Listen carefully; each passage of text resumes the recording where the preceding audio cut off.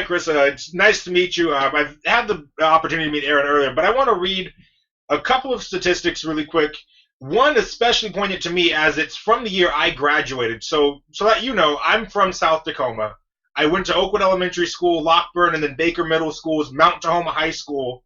Um, the first word that comes to mind for a lot of people when they hear Tacoma Public High Schools is dropout factories. And here's a good statistic to back that up. The graduation rate for Tacoma, class of 2010, the year I graduated high school, was 55.3%. And in one of the only areas where you have a majority of students of color in classes that were illegal, even from my teacher saying, hey, we've got 40 kids in a math class, this is unsustainable. Teachers, like my junior year of math, taking Algebra 3, who, if you were caught talking in the class before the class started, flat out said, well, I'm just not going to help you because you obviously know what you're talking about.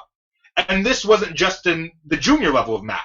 Freshman year taking algebra, I told one of my counselors, well, I had such and such teacher for math, and the response I got was, oh, I'm really sorry you had that, because that teacher played solitaire as opposed to teaching math.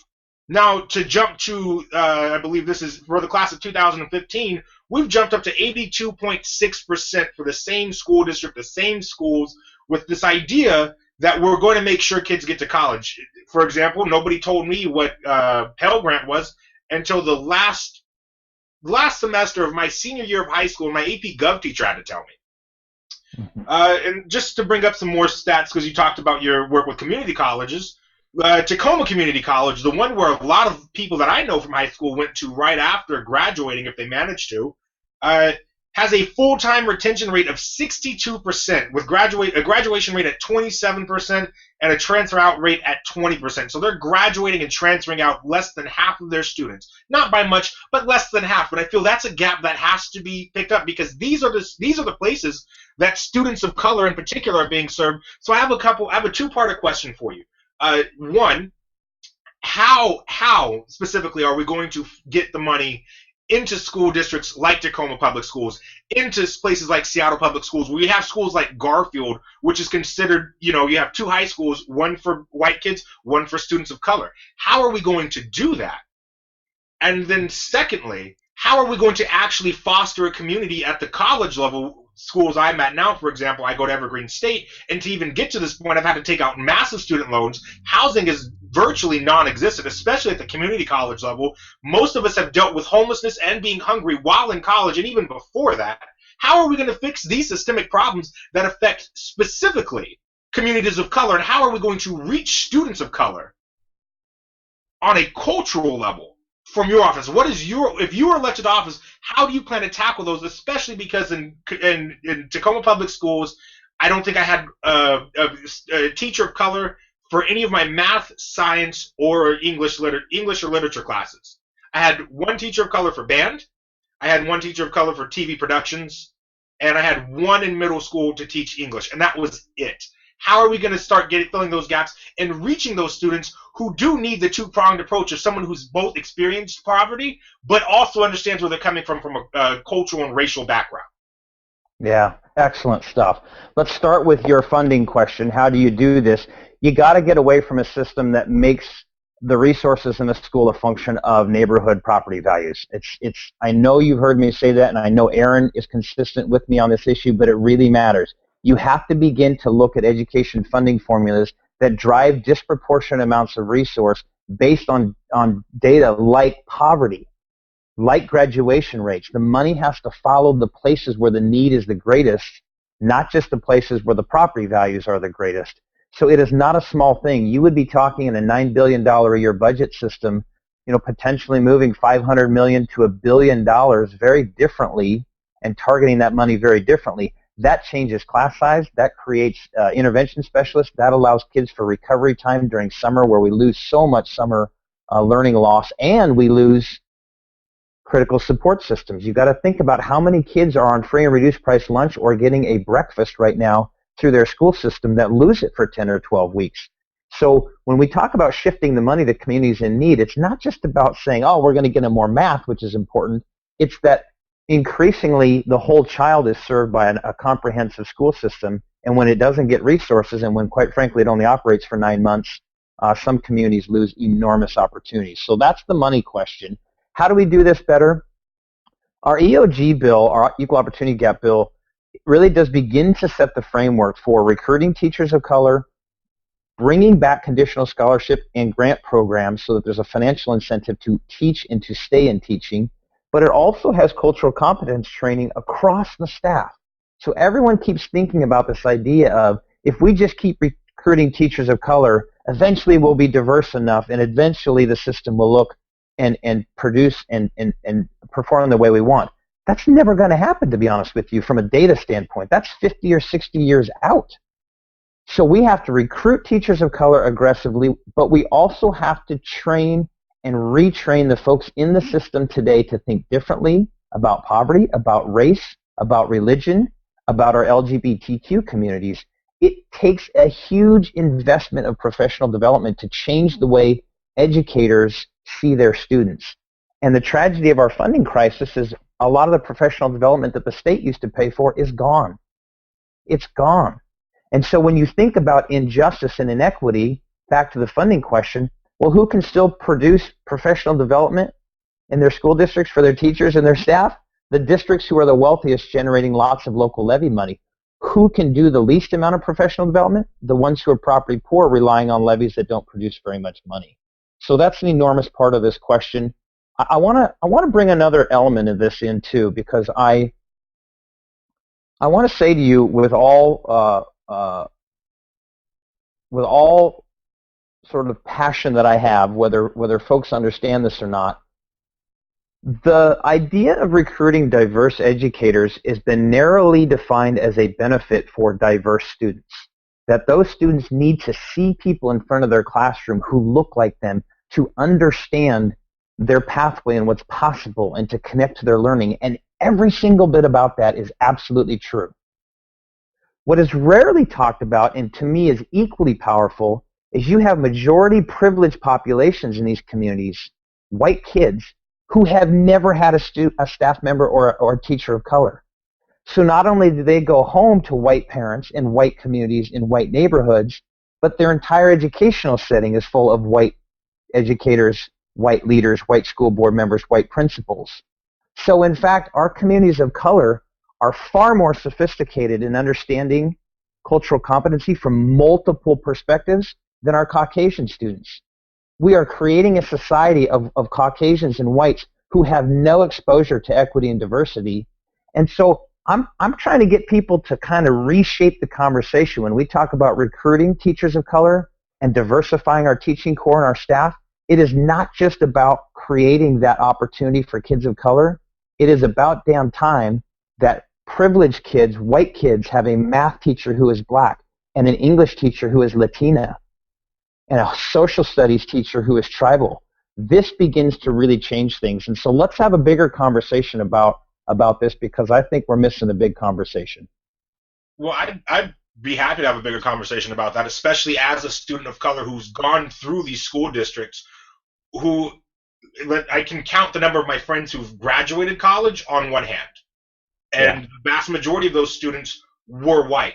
So when you say that the privileged students need the exposure to teachers of color, I would argue that as a poor student of color, as someone who growing up in media, in my everyday life even, in my neighborhood, the idea was that you could not go to college, that black people, and I say this as a person of mixed ethnic background, that black people, Latinx people, that, Native people, we didn't get the chance to go to college. We couldn't do that. Our future was right there on the block.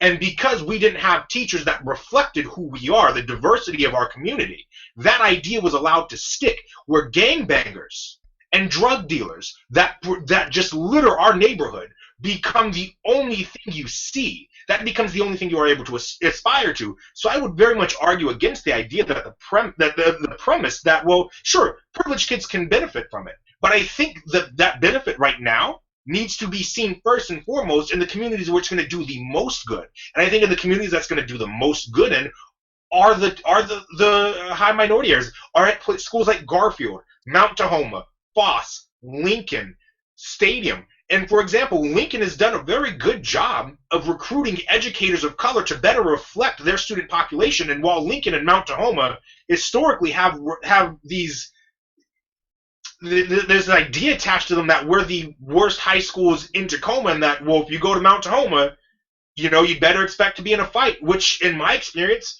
was oftentimes true, where you code switched as soon as you left the classroom, and oftentimes even in the classroom, because if you didn't, you were likely to see the threat of violence, because we had nobody that looked like us to say, guess what, man, you can do better. So I would argue that we absolutely have to get teachers of color first and foremost to students of color, so that way we can raise the bar in our own communities and have someone that we can reach out to. That being said, specifically, like my biggest question here is specifics on how exactly we move beyond a property tax funded educational system. Or what would you like to see? What would your ideal alternative be to property taxes? Because when you grow up in South Tacoma like I did, nobody owned property. I mean, the B&I is even starting to get run down. I mean, there was nothing there. So how do we transition from that, and what would you in particular like to see? I would like to see us move to a system that is not local levy based. So I'm not saying you can abandon property tax. And by the way, low-income communities pay a ton of property tax that's passed through rentals. And so it is still a very regressive system on balance, even though it's better than some. So you got to move from local levies to state capacity and property tax. That does have the effect of shifting the tax burden to wealthier communities, but then the money goes out differently. When it is only a local levy system, unfortunately, your wealthiest communities get the most. And then I do believe our state needs a capital gains tax. You're one of only 9 states that does not tax short-term capital gains within your state. Idaho does it. Oregon does it. So the proposal we've had for the last 2 years puts in a tax rate of 7% or less. You'd still be below Idaho. You generate $1.5 billion a year. Less than 2% of Washingtonians would pay it. It's not on your income. It's not on your house. It's not on your farm. It's not on your retirement. It is literally the buying and selling of stocks and bonds. And if you were practically anywhere else in the United States, you would pay something. I think it's reasonable. It begins to move our state to a more progressive place. And so by shifting local levies to state property tax and adding a capital gains, we can get that $3.5 to $4 billion that is necessary to fully fund basic education. There's going to be more needed beyond that, but that is a practical solution to solve real problems today.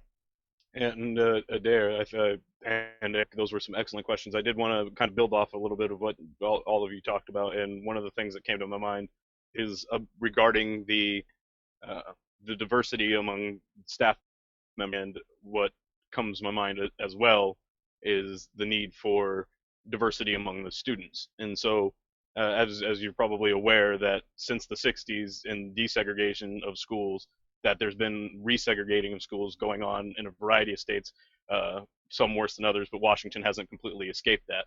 There are some schools that are extremely heavily people of color, and the disproportionate realities of what that education looks like follows what you would expect economically.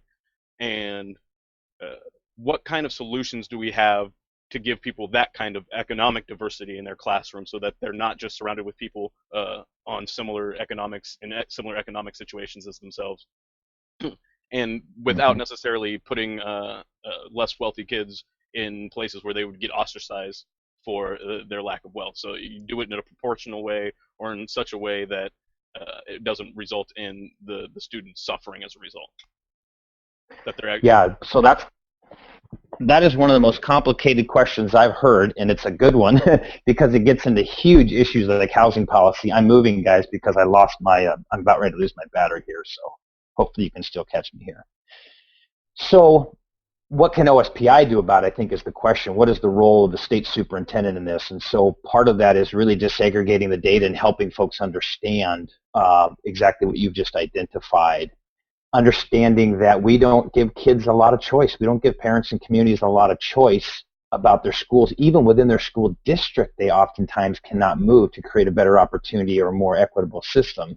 So we should be looking at that. We should ask ourselves, what does that look like when we create schools that give kids opportunity? that, as you say, diversify economically students within a classroom and within a district. And then what's wrong with more mobility between districts? So before I would contemplate starting a charter school, for example, I would ask myself, why aren't we giving kids more opportunity to move within a district and between a district to go find what they believe is a better educational path for them that also has the benefit of creating more diversity within our classrooms and within our districts? I find it interesting that the voter numbers of charter schools, the highest turnout and the highest yes vote, came from communities that don't have charter schools, but we're very, very anxious to get them established in South King County. We have a big conversation we need to have here about this, and it's not happening, quite frankly, and I think your question gets at it.